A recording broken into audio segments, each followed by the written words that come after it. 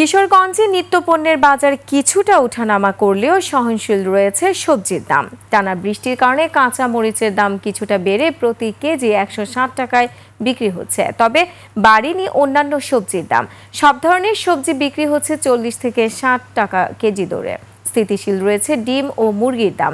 এদিকে মাছের পর্যাপ্ত আমদানি না থাকায় খুচরা বাজারে বেড়েছে মাছের দাম। ক্রেতারা এ দামে সন্তুষ্ট না থাকলেও ব্যবসায়ীরা বলছেন বাজার স্থিতিশীল।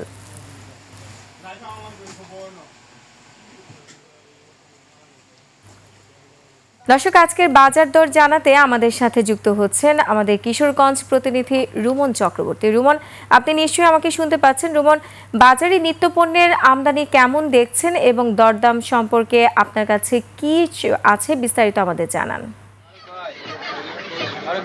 ধন্যবাদ রোমানা। আমি এই মুহূর্তে দাঁড়িয়ে আছি কিশোরগঞ্জ শহরের কাছারি বাজার, যে বাজার সেখানে রয়েছে, এবং এই বাজারটি সরজমিনে আমি খোঁজ নিয়ে যে জিনিসটি জেনেছি যে সবজির দাম যদি বলা হয় সেক্ষেত্রে বিভিন্ন সবজির দাম 40 থেকে 60 টাকা বিক্রি হচ্ছে, অর্থাৎ আগে যেরকম বিক্রি হয়েছিল ঠিক সেরকমই রয়েছে।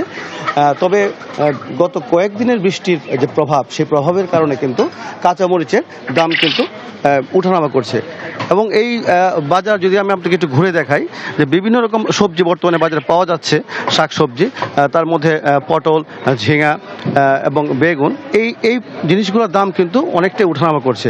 কখনো 40, কখনো 60, কখনো আবার 80 টাকাও হচ্ছে।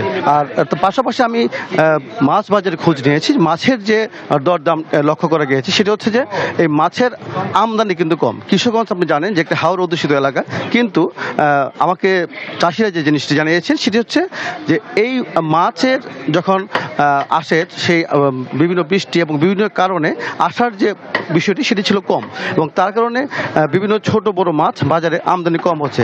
আর বড় মাছের বিভিন্ন যারা চাষ করে তাদের চাষের ক্ষেত্রে কিছুটা সমস্যা থাকার কারণে, অর্থাৎ পানি কম থাকার কারণে তারা ওই মাছগুলি এখন খুব একটা আসছে না, এবং মাছগুলি ছোট।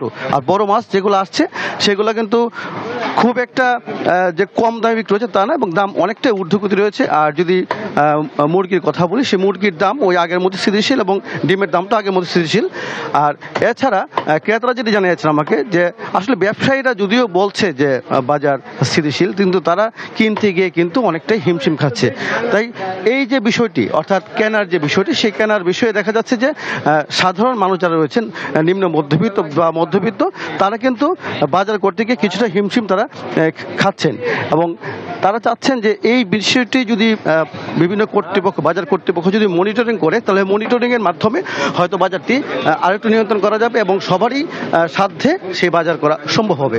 তা রোমানা, এই ছিল কিশোরগঞ্জ থেকে আমার কাছে সর্বশেষ বাজারের খবর। রুমান, আপনাকে ধন্যবাদ। দর্শক, কিশোরগঞ্জ থেকে বাজার দরে বিস্তারিত জানাচ্ছিলেন আমাদের প্রতিনিধি রুমন চক্রবর্তী।